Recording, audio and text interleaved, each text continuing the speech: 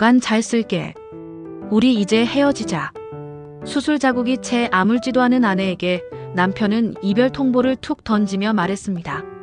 남편의 얼굴엔 일말의 미안함도 없었어요. 아내는 그 차가운 얼굴을 보며 바닥에 주저앉아 오열했습니다. 남편은 그런 아내의 모습을 보고 만족스러운 듯 병실을 나갔죠. 하지만 남편은 몰랐습니다. 문이 닫히자마자 제가 입꼬리를 올려 웃고 있었다는 것을요. 그리고 그 눈물이 제 완벽한 복수극의 첫 장면이었다는 것을. 오늘의 이야기 시작합니다. 병실 창문으로 쏟아지는 6월의 햇살이 정우석의 침대를 하얗게 비추고 있었습니다. 박은희는 정성스러운 손길로 대야의 미지근한 물에 수건을 적셨어요. 물기를 꼭 짜낸 수건이 우석의 이마에 송골송골 맺힌 땀을 부드럽게 훔쳐냈습니다. 아, 목말라. 물 줘. 우석이 신경질적이고 까칠한 목소리로 내뱉었습니다. 은희는 말없이 침대 옆 테이블에서 물병을 들어 컵에 따랐어요. 빨대를 꽂아 조심스럽게 우석의 입가로 가져다 주었습니다. 우석이 겨우 한 모금 빨아들이더니 잔뜩 얼굴을 찌푸렸어요. 미지근해서 어디 마시겠어? 얼음물로 다시 떠와, 당장. 은희는 아무 대꾸 없이 컵을 들고 복도 끝에 있는 정수기로 향했습니다. 마침 담당 간호사가 링거액을 교체하며 은희에게 말을 걸었어요. 사모님, 오늘도 오셨네요.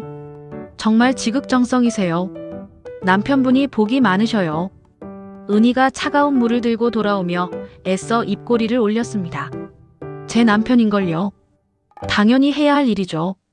그래도 간이식 수술 받고 배우자가 매일같이 와서 이렇게까지 간호하는 분은 처음 봐요. 송 간호사가 혈압계를 정리하며 진심으로 감탄했습니다. 우석 씨는 정말 전생에 나라를 구했나 봐요. 이런 아내를 만나고. 은희가 우석에게 얼음이 동동 뜬 차가운 물을 건넸습니다. 우석은 물을 벌컥벌컥 마시더니 컵을 탁 소리가 나게 거칠게 내려놓았어요. 그 모습에 마음이 아파진 은희가 우석의 손을 잡으려 했습니다. 하지만 우석은 벌레다운 듯 차갑게 손을 뿌리치며 횡몸을 돌렸어요. 간호사님, 의사 선생님은 언제 오십니까? 우석이 은희를 없는 사람 취급하며 간호사에게 직접 물었습니다. 아, 네.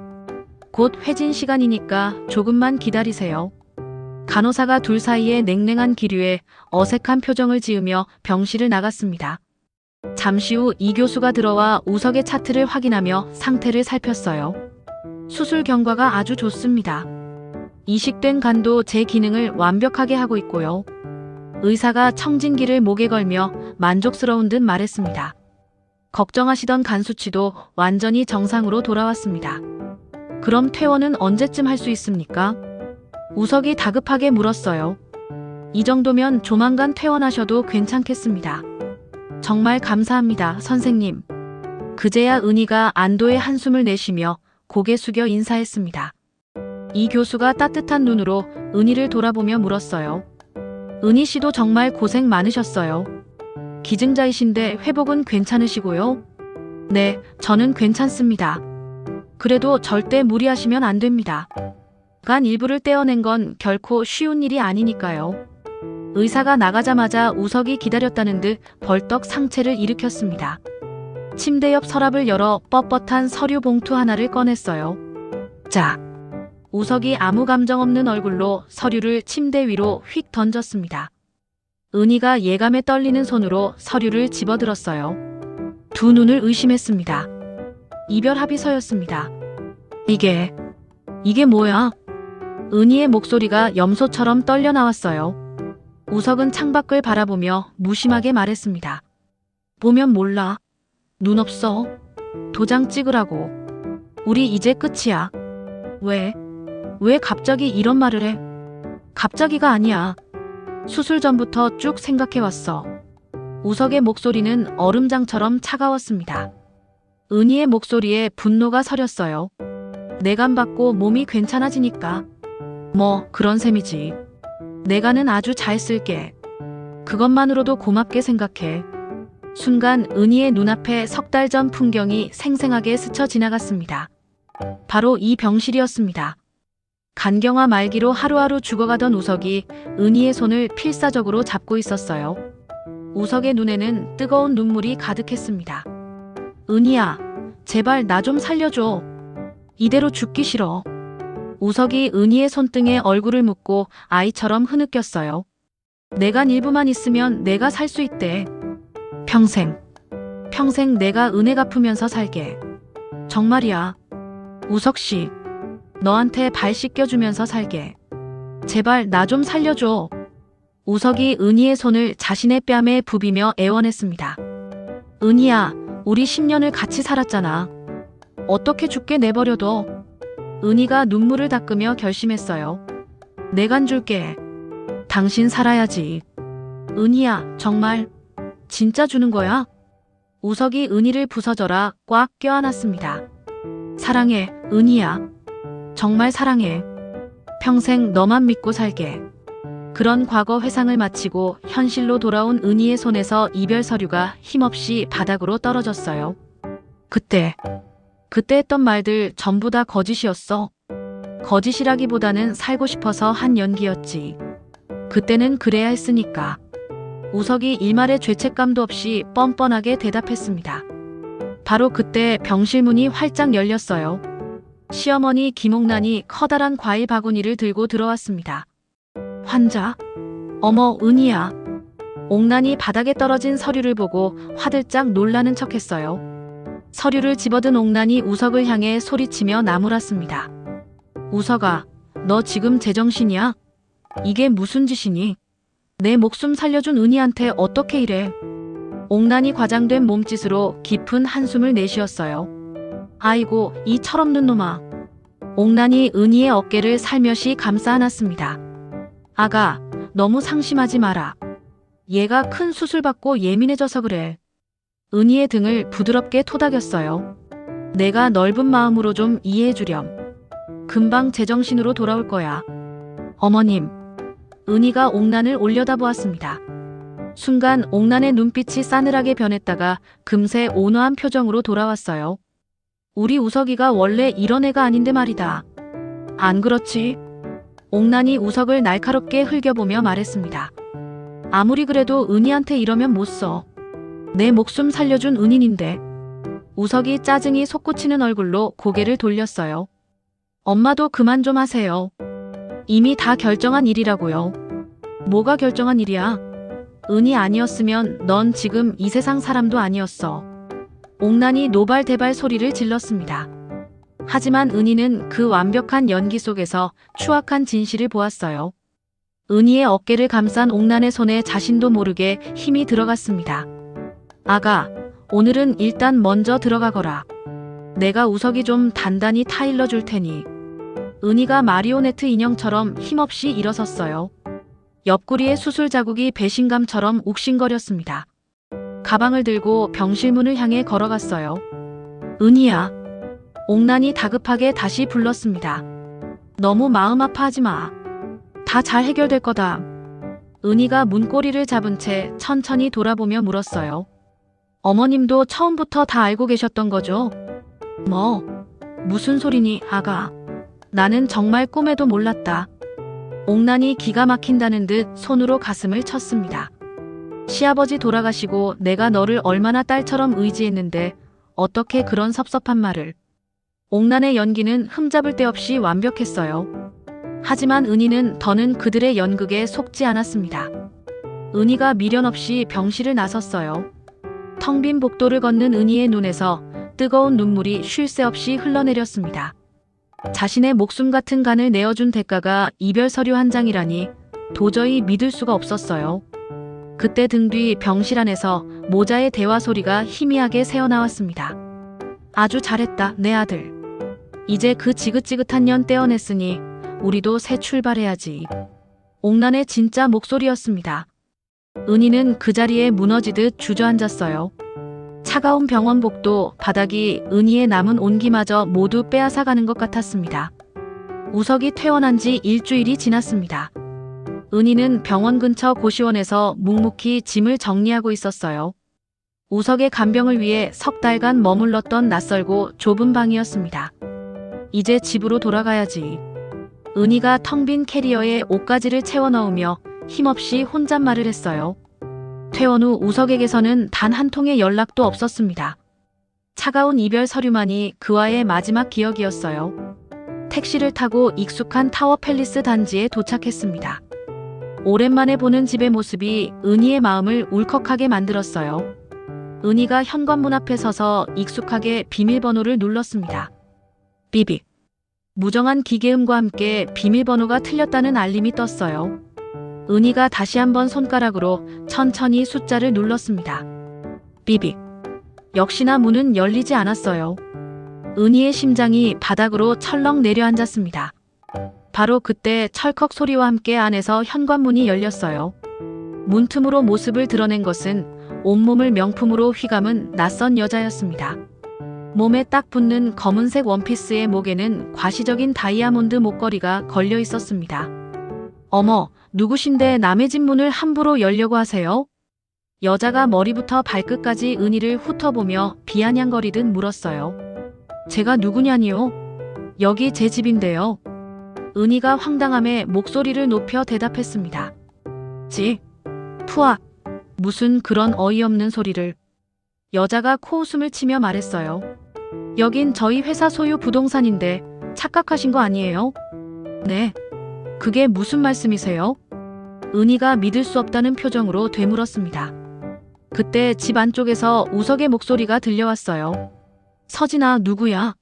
시끄럽게. 우석이 거실에서 유유히 걸어 나왔습니다. 수술의 흔적이라곤 찾아볼 수 없이 완벽하게 건강을 회복한 모습이었어요. 값비싼 브랜드의 운동복이 우석의 몸에 착 감겨 있었습니다. 아, 박은희구나. 우석이 길에서 마주친 성가신 사람을 보듯 차갑게 말했습니다. 우석 씨, 이게 다 무슨 상황이야? 이 여자는 또 누구고? 동네 창피하니까 일단 들어와서 이야기하지. 우석이 마지못해 현관문을 열어주며 은희를 안으로 들였어요. 집 내부는 완전히 다른 공간이 되어 있었습니다. 은희가 하나하나 고심해서 골랐던 따뜻한 원목 가구들은 온데간데 없이 사라졌어요. 그 자리에는 번쩍이는 검은색 가죽 소파와 차가운 대리석 테이블이 놓여 있었습니다. 내 물건들, 내 살림들 다 어디 갔어? 은희가 낯선 거실을 둘러보며 물었어요. 버렸지 뭐. 그런 촌스러운 것들을 어디다 쓰겠어? 서진이 소파에 우아하게 앉으며 대답했습니다. 버렸다고. 은희의 목소리가 파르르 떨렸어요. 똑똑히 들어. 이 집은 이제 서진이 회사 법인 소유야. 우석이 팔짱을 끼고 차갑게 설명했습니다. 그러니까 넌 이제 여기 살 아무 권리가 없다고. 말도 안 돼. 우리가 피땀 흘려 함께 마련한 집인데. 함께? 웃기지 마. 돈은 전부 내가 벌었잖아. 우석이 경멸하듯 코웃음을 쳤어요. 그때 은희의 시선이 거실 한쪽 선반에 꽂혔습니다. 우석이 청혼할 때 선물했던 커플링 케이스가 덩그러니 놓여 있었어요. 반지를 끼면 서로의 이니셜이 새겨져 있던 둘만의 추억이 담긴 물건이었습니다. 저것만이라도. 은희가 홀린 듯 케이스를 향해 손을 뻗었어요. 하지만 우석이 더 빨랐습니다. 휙 하고 케이스를 낚아챘어요. 아직도 이런 싸구려 감성팔이 물건이 남아있었네. 우석이 케이스를 들어보이며 비웃었습니다. 그것만은 제발. 안 돼. 은희가 애원했어요. 아주 지긋지긋해. 우석이 케이스를 그대로 대리석 바닥에 사정없이 내리쳤습니다. 와장창. 케이스가 끔찍한 소리를 내며 산산조각 났어요. 안에 있던 반지 2개가 대굴대굴 굴러갔습니다. 왜 이래? 왜 이렇게까지 하는 건데? 은희가 바닥에 주저앉아 부서진 조각들을 주워 담았어요. 과거는 깨끗이 정리하고 싶어서. 우석이 싸늘하게 은희를 내려다보며 말했습니다. 너랑 얽힌 모든 걸 지워버리고 새 출발하려고. 서진이 소파에서 일어나 은희 앞에 섰어요. 주택 침입으로 경찰에 신고하기 전에 순순히 나가는 게 좋을 거예요. 서진이 팔짱을 끼고 경고했습니다. 신고하면 본인만 더 곤란해질 텐데 안 그래요? 이 집은 내 집이기도 해. 은희가 악을 쓰듯 소리쳤어요. 뭘로 증명할 건데요? 등기부등본에 당신 이름 한 줄이라도 있나? 서진이 비웃었습니다. 우석 씨가 벌써 다 깨끗하게 정리했거든요. 우석이 서류 뭉치 하나를 테이블 위로 던졌어요. 마, 내 이름으로 된 재산은 이제 아무것도 없어. 은희가 떨리는 손으로 서류를 확인했습니다. 정말로 모든 재산이 다른 사람의 명의로 넘어가 있었어요. 아마 문서를 봐도 내가 순순히 동의한 걸로 되어 있을걸. 우석이 득이양양하게 말했습니다. 수술 전에 내가 아무것도 모르고 서명했던 서류들 기억나? 그제야 은희는 모든 것을 깨달았어요. 수술에 필요하다며 우석이 내밀었던 수많은 서류들이었습니다. 처음부터 전부 계획한 거였어. 뭐 그렇다고 볼 수 있지. 우석이 아무렇지 않게 어깨를 으쓱했어요. 내 값만 받고 나를 버릴 생각이었구나. 버린다니 말이 심하네. 각자 갈 길 가는 거지. 은희가 부서진 반지 조각을 손에 꽉 쥐고 일어섰습니다. 손바닥에서 붉은 피가 배어나왔어요. 날카로운 조각에 깊게 베인 것이었습니다. 너희들 반드시 대가를 치르게 될 거야. 천벌 받을 거라고. 은희가 피 흘리는 손으로 두 사람을 번갈아 노려보며 말했어요. 어머, 이거 협박? 녹음이라도 해둘까요, 우석씨? 서진이 깔깔 웃으며 휴대폰을 꺼내 들었습니다. 은희는 피 묻은 손으로 문고리를 잡았어요. 현관문을 열고 나가려는 순간 등 뒤에서 우석의 목소리가 들렸습니다. 참, 내 짐은 관리실에 맡겨뒀으니까 찾아가. 뭐, 내 옷가지랑 얼마 안 되는 개인 물품들 말이야. 은희는 뒤돌아보지 않고 타워 팰리스를 나섰어요. 엘리베이터 안에서 다리에 힘이 풀려 그대로 주저앉고 말았습니다. 관리실에 들르자 관리소장이 안타까운 눈빛으로 먼지 쌓인 박스 2개를 건넸어요. 아이고, 부부싸움은 칼로 물베기라던데 힘내세요. 관리소장이 딱하다는 듯 위로의 말을 건넸습니다. 감사합니다. 은희가 박스를 들고 아파트를 빠져나왔어요. 차가운 저녁 바람이 상처난 뺨을 아프게 스쳤습니다. 택시를 잡아타고 얼마 전 협의 이혼한 친구인 최수진의 빌라로 향했어요. 차창 밖으로 익숙했던 거리의 불빛이 흐릿하게 번져나갔습니다. 눈물 때문이었어요. 친구 수진의 빌라 거실 소파에 은희가 넋나간 사람처럼 앉아 있었습니다. 초점 없는 눈은 켜져 있는 텔레비전 화면 어딘가를 향해 있었지만 아무것도 보고 있지 않았어요. 벌써 나흘째 은희는 거의 같은 자세로 소파 위에서 움직이지 않았습니다. 은희야, 제발 밥이라도 좀 먹어. 응. 수진이 김이 모락모락 나는 죽을 들고 와 은희 앞에 놓았어요. 입맛이 없어. 안 먹고 싶어. 은희가 힘없이 고개를 저었습니다. 한 숟가락이라도 떠야지. 이러다 너 정말 큰일 나. 쓰러지면 어떡할 거야? 수진이 은희의 손에 억지로 숟가락을 쥐어주었어요. 은희는 친구의 성화에 못 이겨 죽을 한 숟가락 떴다가 이내 다시 내려놓았습니다. 수진아, 차라리 이대로 죽는 게 더 나을 것 같아. 야, 박은희. 정신 안 차려? 무슨 그런 재수 없는 소리야? 수진이 은희의 어깨를 붙잡고 거세게 흔들었어요. 그딴 인간 쓰레기 때문에 내가 왜 죽어? 죽긴 누가 죽어? 내가 등신이었어. 내가 천하의 바보였지. 어떻게 사람이 그럴 수가 있어? 은희의 메마른 눈에서 다시 눈물이 터져 나왔습니다. 내 몸의 일부를 떼어줬는데, 내간을 줬는데 어떻게 나한테 이래? 수진이 깊은 한숨을 내쉬며 우는 은희를 꼭 안아주었어요.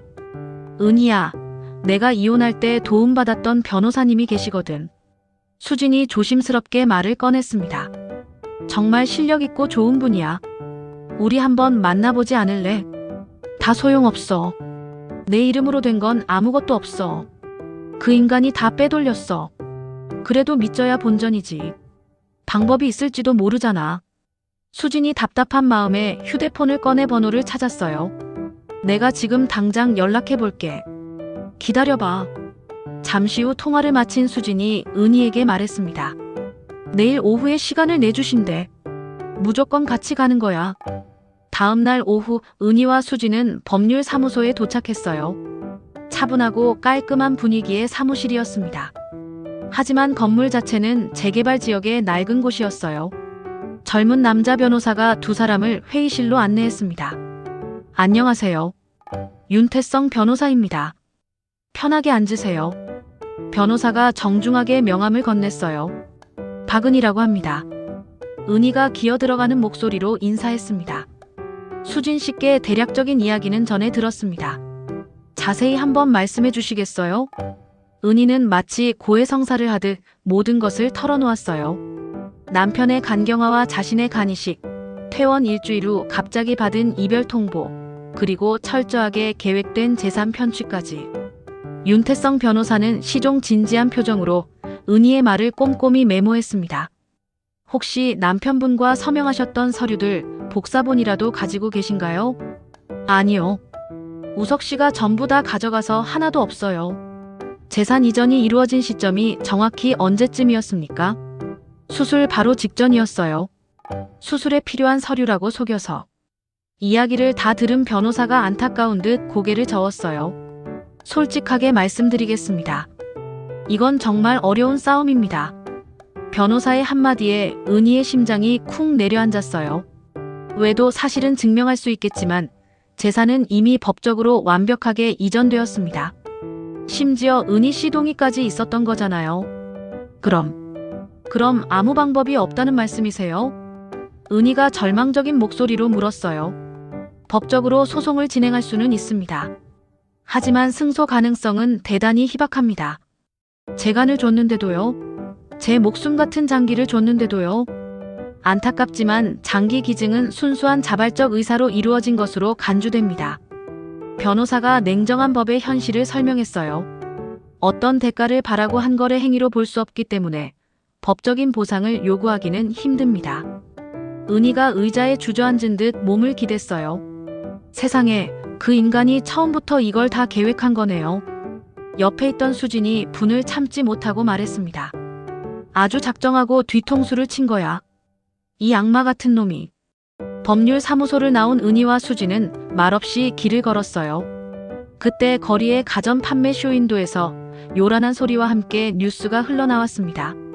불굴의 의지로 병마를 이겨내고 화려하게 재기에 성공한 사업가 정우석 대표의 소식입니다. 화면 가득 건강하고 자신감 넘치는 우석의 얼굴이 나타났어요. 우석이 카메라를 보며 환하게 웃었습니다. 이 자리를 빌려 저를 살려주신 익명의 기증자분께 진심으로 감사의 말씀을 전합니다. 그분의 숭고한 희생을 평생 잊지 않고 사회에 봉사하며 살아가겠습니다. 저 천하의 사기꾼. 수진이 자기도 모르게 주먹을 꽉 쥐었어요. 은희는 전광판 속에서 천사의 얼굴을 하고 있는 우석을 멍하니 바라보았습니다. 수진아, 나 어머님이라도 한번 찾아가 봐야겠어. 은희가 마지막 지푸라기라도 잡는 심정으로 말했어요. 그 여우 같은 할머니가 널 도와줄 것 같아? 모르겠어. 그래도 한 번은 가봐야겠어. 저녁 무렵 은희는 시어머니의 집을 찾았습니다. 평창동 단독주택이었어요. 초인종을 누르자 얼마 지나지 않아 문이 열렸습니다. 옥난이 얼음처럼 차가운 표정으로 서 있었어요. 여긴 어쩐 일이니? 어머님, 저예요. 은희예요. 무슨 일로 여기까지 왔어? 옥난은 문을 반쯤만 열고 은희가 들어오지 못하도록 몸으로 막아섰습니다. 어머님, 우석 씨가 저한테 너무하잖아요. 제발 좀 도와주세요. 내가 뭘 어떻게 도우라는 거냐? 옥난이 귀찮다는 듯 한숨을 쉬었어요. 이미 다 끝난 일이야. 이제 와서 뭘 어쩌겠니? 어머님도 처음부터 다 알고 계셨던 거죠? 은희의 눈에 눈물이 글썽였습니다. 알았든 몰랐든 그게 이제 와서 무슨 소용이야? 옥난이 핸드백에서 두툼한 흰 봉투를 꺼냈어요. 자, 이거 받고 이제 깨끗하게 정리해. 두툼한 현금 봉투였습니다. 돈이 필요한 게 아니에요. 전 돈 때문에 온 게 아니라고요. 그럼 뭘 더 원하는데? 우리 우석이는 이제 훨훨 날아야 해. 옥난이 싸늘하게 말했습니다. 새 출발을 해야 한다고. 너는 내 인생을 살아. 그게 서로를 위해서 좋은 거야. 어머님, 제가 어머님 아들한테 간을 줬어요. 은희가 울부짖었어요. 그래. 그래서 평생 고맙게 생각하고 있어. 옥난이 봉투를 은희의 손에 억지로 쥐어주었습니다. 하지만 그게 우리 아들 평생의 발목을 잡을 이유는 될 수 없지. 이거 받아. 그리고 다시는 우리 앞에 나타나지 마. 어머님, 어떡해요? 우리 우석이가 이제 곧 큰 사업을 시작할 거야. 옥난이 문을 닫으며 마지막 말을 내뱉었어요. 그러니 더는 우리의 앞길에 걸림돌이 되지 말아줘. 이건 내 부탁이다. 쾅. 문이 매정하게 닫혔습니다. 은희는 닫힌 문 앞에 망연자실 서 있었어요. 손에 들린 봉투를 조용히 문 앞 바닥에 내려놓고 돌아섰습니다. 계단을 내려가는 발걸음이 천근만근 무거웠어요. 어두워진 집으로 돌아가는 길, 은희는 비로소 깨달았습니다. 자신은 이제 이 세상에 완전히 혼자가 되었음을요. 남편도 가족도 따뜻했던 집도 그 무엇 하나 남지 않았어요. 오직 반쪽짜리 몸으로 살아가야 할 막막한 삶만이 남아있을 뿐이었습니다. 수진의 빌라 거실 테이블 위로 하얀 거절 편지들이 수북이 쌓여 있었어요. 수소문에서 찾아간 모든 법률 사무소에서 받아온 결과물이었습니다. 승소 가능성이 없다는 이유로 모두가 은희의 손을 놓아버렸어요. 이제 정말 다 끝인가 봐. 은희가 힘없이 편지들을 쓸어 담으며 중얼거렸습니다. 포기하긴 뭘 포기해. 아직 시작도 안 했는데. 수진이 노트북을 들고 달려와 은희의 바로 앞에 놓았어요. 은희야, 내가 밤새도록 찾아봤는데 이 변호사님은 어때? 화면에는 빛바랜 인터넷 기사 하나가 떠 있었습니다.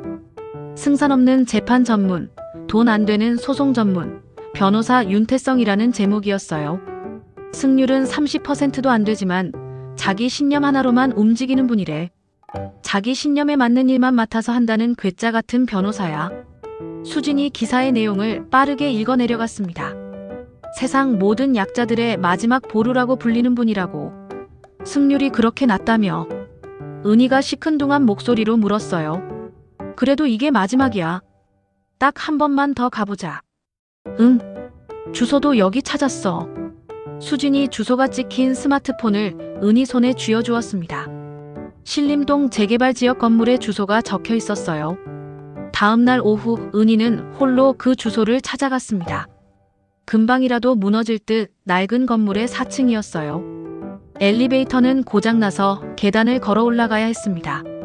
복도 끝에 윤태성 법률사무소라는 손바닥만 한 간판이 위태롭게 붙어 있었어요. 문을 열고 들어가자 서류 뭉치가 산처럼 쌓인 좁은 사무실이 나타났습니다. 중년의 여성 사무장이 안경 너머로 은희를 쳐다보았어요. 어떻게 오셨어요? 사무장이 시큰둥한 목소리로 물었습니다. 변호사님께 상담을 좀 받고 싶어서 왔는데요. 예약은 하셨고요? 아니요. 예약은 못했는데. 어쩌나. 오늘은 예약이 꽉 차서 안 되겠네요. 다음 주에나 오셔야겠어요. 제발 부탁드립니다. 정말 중요한 일이라서 그래요. 은희가 간절한 목소리로 매달렸어요. 죄송하지만 그건 규칙이라서요. 일단 예약부터 하고 가세요. 사무장이 칼로 자르듯 단호하게 고개를 저었습니다. 은희가 천근만근 무거운 발걸음으로 돌아서려는 바로 그 순간이었어요. 안쪽 사무실 문이 덜컥 열리며 한 중년 남자가 나왔습니다. 몸에 잘 맞는 정장을 입었지만 얼굴에는 세상의 모든 피로를 짊어진 듯한 모습이었어요. 사무장님, 다음 약속이 언제죠? 윤태성이 사무장에게 물었습니다. 40분 뒤에 있습니다, 변호사님. 그럼 잠깐 나가서 바람 좀 쐬고 오겠습니다. 윤태성이 낡은 외투를 집어들었어요. 그때 윤태성의 시선이 은희의 손에 들린 서류 뭉치에 멈췄습니다. 은희가 꽉 쥔 서류들 사이로 장기 이식 기증자 확인서라는 글자가 언뜻 보였어요. 윤태성이 나가려던 걸음을 멈췄습니다. 은희의 얼굴을 찬찬히 들여다보았어요. 절박함과 깊은 분노, 그리고 체념이 뒤섞인 눈빛이었습니다. 실례지만 무슨 일 때문에 오셨습니까? 윤태성이 은희에게 직접 물었어요. 이별 때문에 소송 상담을 받으러 왔는데 예약을 못해서. 혹시 장기 기증과 관련된 일입니까? 윤태성이 은희의 서류를 정확히 가리키며 물었습니다. 네. 남편한테 재간을 떼어줬는데. 은희의 목소리가 속절없이 떨려 나왔어요. 이제 와서 저를 버리고 제 재산까지 전부 빼돌렸어요. 윤태성이 사무장을 돌아보았습니다. 사무장님, 다음 약속 1시간만 뒤로 미루죠. 네. 변호사님, 그건 좀 곤란한데요. 괜찮습니다. 제가 그분께 직접 전화해서 양해를 구하겠습니다. 윤태성이 상담실 문을 활짝 열었어요. 들어오시죠. 은희가 어리둥절한 표정으로 상담실로 들어갔습니다. 사방에 벽면 가득 낡은 법전과 서류들이 금방이라도 쏟아질 듯 쌓여 있었어요. 한쪽 벽에는 재판에서 패소한 사건들의 신문 기사들이 빼곡하게 붙어 있었습니다. 앉으세요. 마실 거라도 한 잔 드릴까요? 아니요, 괜찮습니다. 은희가 낡은 가죽 의자에 앉았어요. 처음부터 아주 자세하게 말씀해 주십시오. 윤태성이 낡은 노트를 펼치며 말했습니다. 은희는 참았던 모든 이야기를 본물 터지듯 쏟아내기 시작했어요. 우석의 투병 생활과 절박했던 약속, 그리고 수술이 끝나자마자 닥쳐온 냉혹한 배신까지. 말을 하는 내내 은희의 눈에서는 뜨거운 눈물이 멈추지 않았습니다. 수술 전에 남편분과 함께 서명한 서류가 여러 개 있다고요? 윤태성이 날카롭게 물었어요. 네. 수술 관련 서류랑 무슨 투자 관련 서류라고 해서. 저는 바보같이 그걸 다 믿고 그 서류들이 결국 재산을 이전하는 문서였던 거군요. 제가 너무 어리석었죠. 은희가 자책하며 울먹였어요. 아닙니다. 믿는 사람의 마음을 악용한 그 사람이 악마인 겁니다. 윤태성이 들고 있던 펜을 내려놓았습니다. 남편분 성함이 어떻게 되십니까? 정우석입니다. 재산을 넘겨받은 회사는요? 한서진이라는 여자 이름으로 된 회사인데 자세한 건 저도 잘. 윤태성이 깊은 생각에 잠긴 표정을 지었어요. 혹시 수술 전후로 정우석 씨가 투자에 대해 했던 말 중에 기억나는 게 있습니까? 은희가 눈물을 닦으며 필사적으로 기억을 더듬었습니다. 그러고 보니 무슨 새로운 투자 기회라고. 벤처 캐피탈인가 뭔가. 벤처 캐피탈요? 네. 그때 저를 데리고 가서 서류에 서명을 하게 했을 때 바로 그 순간 은희의 머릿속에 번개처럼 스치는 것이 있었어요. 아, 회사 이름 일부가 기억나요. 뭐였습니까? SJ. 맞아요. SJ 캐피탈이라고 했어요. 그 말을 듣는 순간 윤태성의 피곤해 보이던 눈빛이 서늘하게 빛났습니다. SJ 캐피탈. 그 여자 이름 한서진의 이니셜이군요. 네, 맞아요. 서진의 SJ예요. 윤태성이 빠르게 노트북을 열어 무언가를 검색하기 시작했어요. 찾았습니다. SJ 캐피탈. 화면에 작은 회사의 정보가 나타났습니다. 설립일이 수술받기 정확히 5달 전입니다. 윤태성이 모니터 화면을 은희에게 돌려 보여주었어요. 이건 명백한 사기입니다. 처음부터 당신을 속일 작정으로 만든 유령 회사예요. 그럼 저 이길 수 있는 건가요? 은희가 희망에 가득 찬 눈으로 물었습니다. 절대 쉽지 않은 싸움이 될 겁니다. 윤태성이 어지러운 서류들을 정리하며 말했어요. 하지만 불가능하지도 않습니다. 아마 정우석 씨는 생명보험에도 가입했을 가능성이 큽니다. 생명보험이요? 네. 수술이 실패할 경우를 대비해서 거기에 보험금까지 타내려 했을 겁니다. 윤태성이 자리에서 일어섰어요. 이 사건 제가 맡겠습니다. 정말이세요? 이건 단순한 이별 소송이 아니라 한 사람의 인생을 파괴한 추악한 범죄입니다. 은희의 눈에서 다시 눈물이 흘렀습니다. 하지만 이번만큼은 절망이 아닌 희망의 눈물이었어요. 윤태성의 낡은 사무실에서 은희는 처음으로 자신의 편을 만난 것 같은 안도감에 오열했습니다. 그동안 억지로 눌러왔던 서러움과 분노가 댐이 무너지듯 터져나왔어요. 윤태성이 묵묵히 물 한 잔을 건넸습니다. 진정하십시오. 이제부터가 진짜 시작입니다. 은희가 떨리는 손으로 물을 마시며 겨우 감정을 추스렀어요. 정말 저를 도와주실 건가요? 제가 맡은 이상 그 끝이 어디든 함께 갑니다. 윤태성이 노트북 화면을 은희에게 돌려 보여주었습니다. 말씀을 듣고 SJ 캐피탈이라는 회사의 자금 흐름을 추적해봤습니다. 화면에는 눈이 아플 정도로 복잡한 거래 내역이 떠 있었어요. 수술 직전 거액의 자금이 이 회사로 단번에 이동했군요. 그거 저희 집 전세금이에요. 은희가 화면에 찍힌 금액을 확인하며 말했습니다. 6억 2천만 원이 넘는 돈이 단 하루 만에 전부 옮겨졌어요. 윤태성이 다른 파일을 열었어요. 그런데 이상한 점이 있습니다. 뭐가요? 이 회사는 완벽한 페이퍼 컴퍼니입니다. 사업 실체가 전혀 없어요.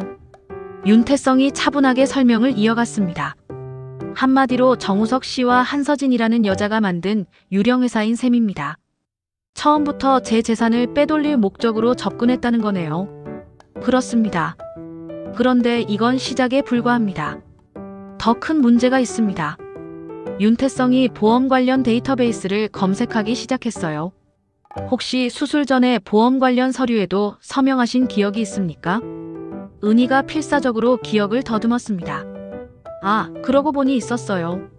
어떤 종류의 보험이었습니까? 우석 씨가 혹시 모를 수술 위험에 대비해야 한다면서. 은희의 얼굴이 순간 하얗게 질렸어요. 설마 제 이름으로 된 보험이었나요? 윤태성이 보험사 데이터베이스를 확인하던 중 그의 표정이 차갑게 굳어졌습니다. 보험금 12억 원짜리 생명보험입니다. 네. 뭐라고요? 은희가 의자에서 벌떡 일어섰어요. 수익자는 남편인 정우석 씨로 지정되어 있습니다. 윤태성이 모니터 화면을 가리켰습니다. 이건 그럼 제가 수술받다 죽으면 우석 씨가 12억 원을 고스란히 받게 되는. 그렇습니다. 수술이 실패하면 보험금, 성공하면 재산 편취. 어느 쪽이든 그들의 승리였던 거죠. 은희가 다리에 힘이 풀려 그대로 의자에 주저앉았어요. 그럼 그 사람들이 저를 죽일 수도 있었다는 거잖아요. 그랬을 가능성이 아주 높습니다. 윤태성이 서류들을 정리하며 말했습니다. 하지만 수술이 성공적으로 끝났으니 계획을 바꾼 거겠죠. 간도 없고 이별로 깔끔하게 정리하는 쪽으로 말입니다. 어떻게 사람이 이런 악마 같은 짓을. 은희가 두 손으로 얼굴을 감쌌어요. 변호사님, 이 정도 증거면 충분한가요? 아닙니다. 아직 부족합니다. 윤태성이 은희를 똑바로 바라보며 말했습니다. 상대는 모든 걸 완벽하게 꾸며놨어요. 결정적인 증거가 필요합니다. 무엇이죠? 정우석 씨나 시어머니가 이 모든 계획을 인정하는 목소리. 녹음 파일이 있으면 가장 확실합니다. 제가 어떻게 그런 걸 구해요? 위험 부담이 큰 방법이지만 딱 한 가지 방법이 있습니다. 윤태성이 책상 서랍을 열어 손톱만 한 기계 하나를 꺼냈어요.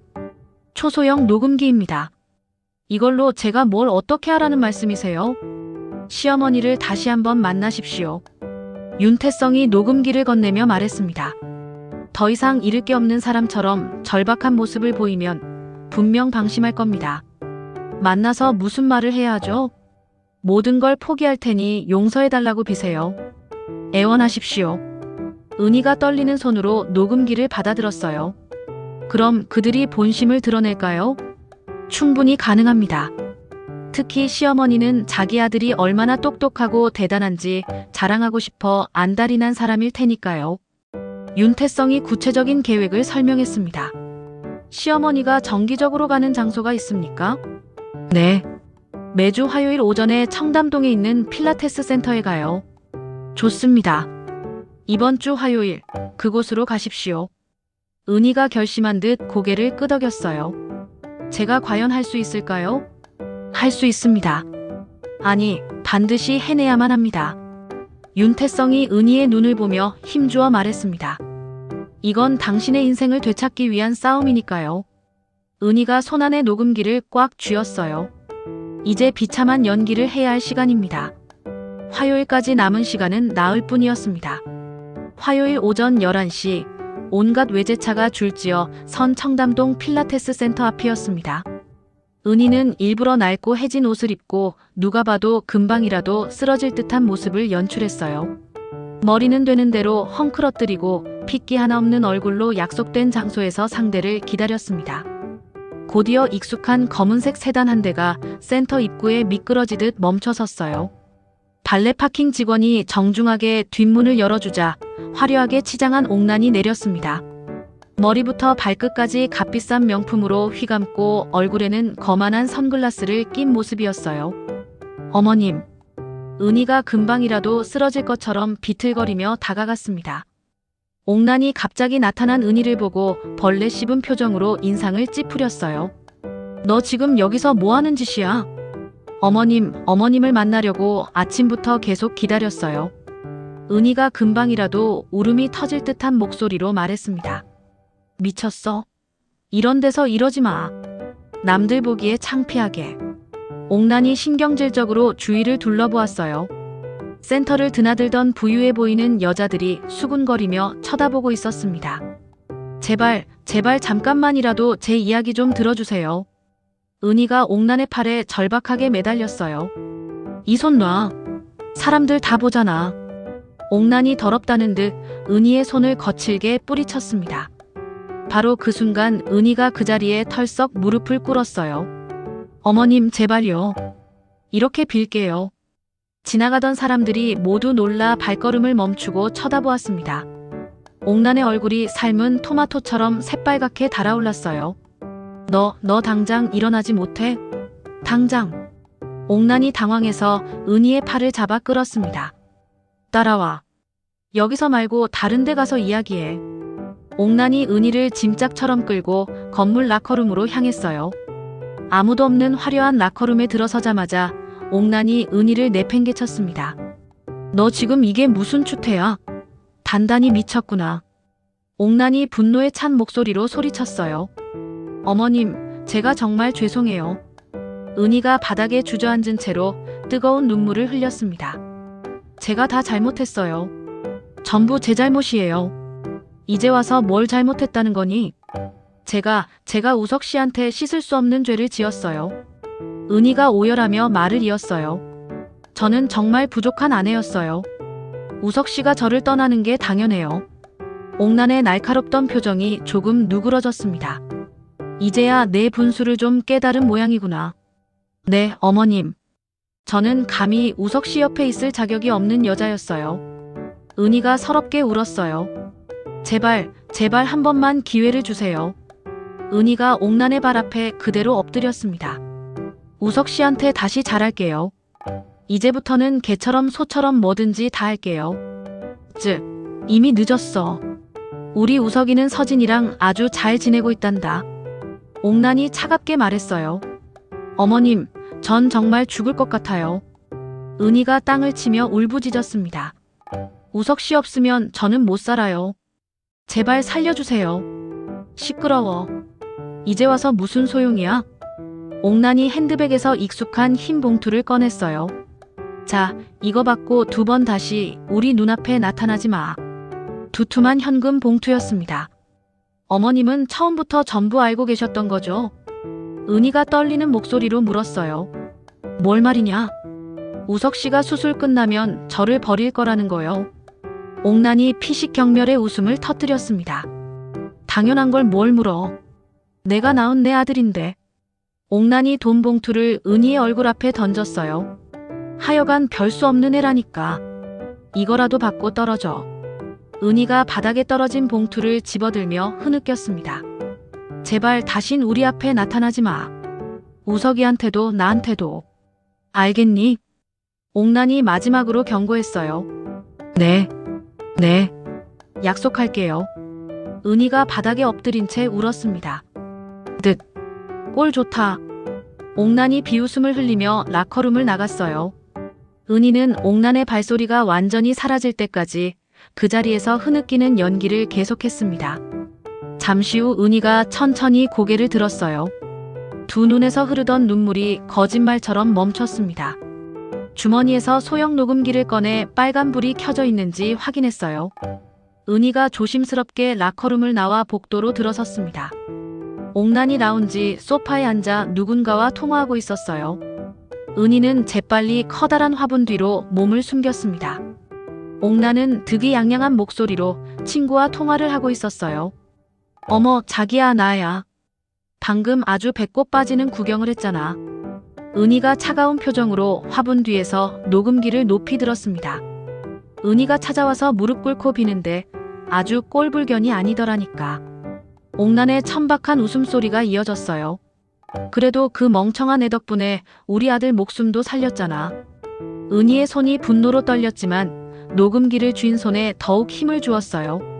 공짜로 간도 없고 재산도 챙겼으니 이만하면 아주 남는 장사지. 안 그래? 옥난이 득이양양하게 말했습니다. 사랑 때문에지. 목숨 같은 장기를 떼어주는 바보가 세상에 걔 말고 또 있을까? 은희의 눈빛이 얼음장처럼 차갑게 변했어요. 우리 우석이가 처음부터 계획한 건 아니었지만 결과적으로는 아주 잘 됐지. 서진이 만나면서 더 좋은 기회가 생긴 거고. 은희는 이제 완전히 끝났어. 돈 봉투 하나 던져주니까 고맙다고 질질 짜더라니까. 호호. 옥란의 비웃음이 라운지 밖까지 울려 퍼졌습니다. 은희가 조용히 그 자리를 떠나 건물 밖으로 향했어요. 녹음 정지 버튼을 눌렀습니다. 파일이 안전하게 저장되었다는 표시가 떴어요. 은희가 휴대폰을 꺼내 윤태성에게 전화했습니다. 변호사님, 저예요. 성공했습니다. 정말 잘하셨습니다. 바로 파일 보내주실 수 있겠습니까? 네, 지금 바로 보내겠습니다. 은희가 녹음 파일을 변호사에게 전송했어요. 잠시 후 윤태성에게서 전화가 걸려왔습니다. 확인했습니다. 이건 완벽합니다. 윤태성의 목소리에 흥분이 묻어나왔어요. 이제 법정에서 터뜨릴 강력한 폭탄이 준비되었습니다. 거리를 걷던 은희가 처음으로 진짜 웃음을 지었습니다. 그것은 연기가 아닌 짜릿한 승리를 예감하는 웃음이었어요. 그로부터 1년 후 가을이었습니다. 종로구에 위치한 한 건물에서 희망나눔센터의 개소식이 열리고 있었어요. 단상에 오른 은희가 수많은 카메라 플래시 세례를 받으며 마이크를 잡았습니다. 안녕하십니까? 희망나눔센터의 이사장을 맡게 된 박은희. 우레와 같은 박수 소리가 행사장을 가득 채웠어요. 객석에는 윤태성 변호사와 친구 수진이 자랑스러운 얼굴로 앉아 있었습니다. 저는 1년 전 제 삶의 가장 어둡고 긴 터널을 지나왔습니다. 은희가 차분하지만 힘있는 목소리로 말을 이었어요. 하지만 많은 분들의 따뜻한 도움과 응원 덕분에 저는 포기하지 않고 다시 일어설 수 있었습니다. 기자들의 카메라 셔터 소리가 쉴 새 없이 터졌습니다. 이제는 제가 받은 그 용기와 희망을 저와 같이 어두운 터널 속을 걷고 있는 다른 분들께 나누어 드리고 싶습니다. 은희가 환하게 웃었어요. 오늘 문을 여는 이 센터가 그 희망의 작은 씨앗이 되기를 진심으로 바랍니다. 개소식이 끝나고 이어진 리셉션에서 윤태성이 은희에게 다가왔습니다. 이사장님, 정말 축하드립니다. 제가 본 그 어떤 사람보다도 강하고 대단하십니다. 전부 변호사님 덕분이에요. 변호사님이 안 계셨다면. 아닙니다. 모든 것을 이겨낸 건 은희 씨의 용기였습니다. 그때 수진이 샴페인 잔 2개를 들고 활짝 웃으며 다가왔어요. 우리 박은희 이사장님, 아주 딴 사람이 됐어. 눈부셔서 쳐다보지도 못하겠네. 딴 사람이 된 게 아니라 그냥 내 자리를 찾은 것뿐이야. 은희가 미소와 함께 잔을 들었습니다. 같은 시각 서울의 한 대학병원 간투석실이었습니다. 삐삐빅 생명을 연장하는 기계 소리가 규칙적으로 울리고 있었어요. 우석이 핏기 하나 없는 얼굴로 침대에 누워 멍하니 천장을 바라보고 있었습니다. 정우석 환자분, 오늘 컨디션은 좀 어떠세요? 간호사가 혈압을 재며 상냥하게 물었어요. 그냥 똑같아요. 우석이 모든 것을 체념한 듯 힘없이 대답했습니다. 옆 침대에 누워있던 나이든 환자가 말을 걸었어요. 아니, 총각은 이렇게 젊은 양반이 어쩌다가 벌써부터 투석을 받는데 이식받았던 간이 망가져서요. 어머나 저런, 안 됐구먼. 그 귀한 간을 누가 줬던 건데? 아내. 아니, 제 전 아내였습니다. 우석이 차마 눈을 뜨지 못하고 감아버렸어요. 그럼 다시 이식 받을 수는 없는 건가? 대기자가 너무 많아서 앞으로 몇 년을 더 기다려야 할지 모른대요. 그때 우석의 낡은 휴대폰이 울렸습니다. 옥란이었어요. 엄마. 아들, 오늘은 몸이 좀 괜찮니? 매일 똑같아요. 저기, 이번 달 집세는 냈니? 아직요. 통장에 돈이 하나도 없어서. 옥란이 깊은 한숨을 쉬었습니다. 서진 그 애한테서는 아직도 연락 한 통 없고 진작에 외국으로 도망갔다면서요. 우석이 비참하게 웃었어요. 나도 이제 사는 게 힘들다. 여기 요양병원비도 만만치가 않고. 알아요. 이제 그만 신경 쓰세요. 전화를 끊는 우석이 창밖을 바라보았습니다. 하늘은 잿빛이었고 차가운 비가 내리기 시작했어요. 한편 서진은 싱가포르 공항에 막 도착한 참이었습니다. 선글라스로 얼굴을 가린 채 한국에서의 모든 악몽을 잊고 새 출발을 하려는 듯 빠르게 걸어갔어요. 한서진 씨? 누군가 익숙한 한국말로 그녀를 불렀습니다. 한국에서 온 검찰청 소속 수사관들이었어요. 거액의 재산 은닉 및 해외 도피 혐의로 당신을 체포합니다. 뭐라고요? 지금부터 한국으로 강제 송환 절차를 밟겠습니다. 변명은 한국에 가서 하십시오. 서진의 얼굴이 새하얗게 질렸습니다. 다시 서울 센터 사무실이었습니다. 은희가 센터의 첫 번째 지원 대상자로 선정된 여성의 서류를 검토하고 있었어요. 남편의 상습적인 폭력에 시달리다 어린 딸과 함께 집을 나온 분입니다. 직원이 안타까운 목소리로 설명했습니다. 하루빨리 저희가 도와드려야겠네요. 은희가 결제란에 망설임 없이 서명했어요. 퇴근 시간 센터를 나선 은희가 거리를 걷다가 한 상점 앞에 멈춰섰습니다. 쇼윈도에 아름다운 커플링 세트 하나가 전시되어 있었어요. 서로의 이니셜이 새겨진 반지의 모습이 과거 우석이 선물했던 것과 비슷했습니다. 잠시 그것을 바라보던 은희가 이내 고개를 저었어요. 이제는 더 이상 필요 없어. 나직이 혼잣말을 한 은희가 미련 없이 발걸음을 옮겼습니다. 근처 북카페에 들어간 은희가 노트북을 열고 센터 블로그에 새로운 글을 올렸어요. 상처는 지워지지 않고 흉터가 되어 우리 몸에 남습니다. 하지만 그 흉터는 우리를 아프게만 하는 것이 아니라 우리를 더 강하게 만들어줍니다. 저는 오늘도 절망 대신 희망을 선택합니다. 글을 올리자마자 응원의 댓글이 달리기 시작했어요. 이사장님 덕분에 저도 다시 살아갈 용기를 얻었어요. 저도 이제 지긋지긋한 과거에서 벗어나 새 출발을 할 수 있을 것 같아요. 희망을 선물해 주셔서 정말 감사합니다. 은희의 입가에 따뜻한 미소가 번졌습니다. 새로 구한 성북동 다세대 주택, 현관문을 열고 들어서니 따뜻한 공기가 하루의 피로를 감싸주었어요. 거실 선반에는 과거의 사진 대신 새로운 사진들이 놓여 있었습니다. 센터 개소식 날 활짝 웃고 있는 사진, 윤태성 변호사와 함께 찍은 사진, 친구 수진과 장난스럽게 찍은 사진. 모든 사진 속 은희의 얼굴이 행복하게 웃고 있었어요. 은희가 소파에 앉아 일기장을 펼쳤습니다. 오늘로 나의 지독했던 복수가 모두 끝났다.